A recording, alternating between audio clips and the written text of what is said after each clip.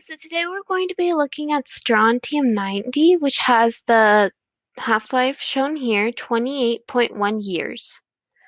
So we know the half-life, and this is a first-order reaction, so let's figure out the rate constant.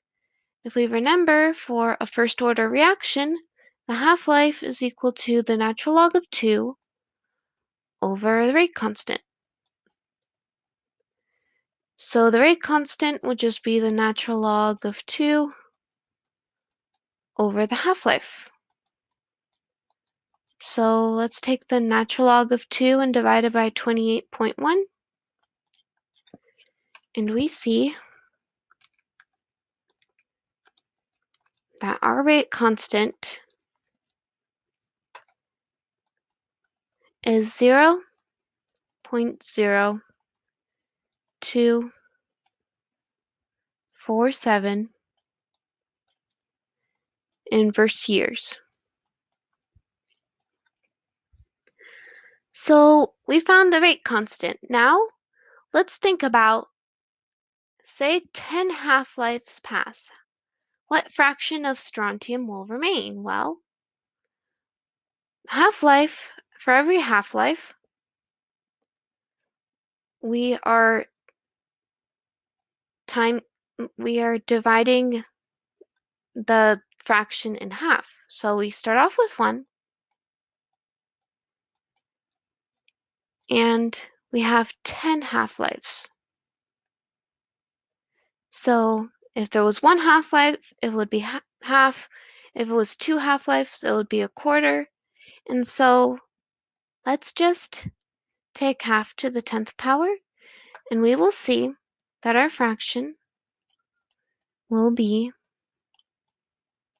0.00098, which is 0.098%. So this is less than 0.1%. This is very, very small, as we can see. So now let's say we want to find out how many years have to pass for 99% of the strontium to disappear.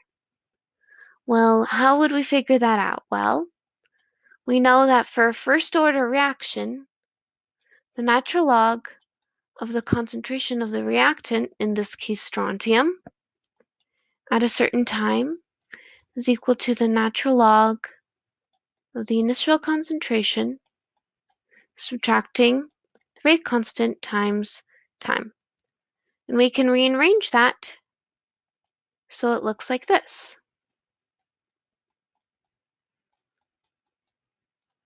So we know the rate constant already. And we're given that 99% of it the strontium has reacted. So that means we're going to have 0.01 left. That's 1%. Well, it's 1 over 100.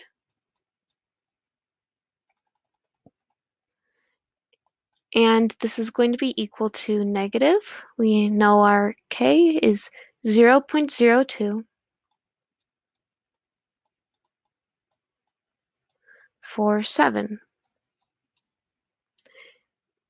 times time. And so if we take the natural log of 0.01, we see that it will be negative 4.6. So let's divide that by negative 0.0247.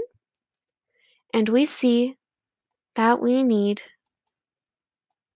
186 years to pass, which is a lot. And so there.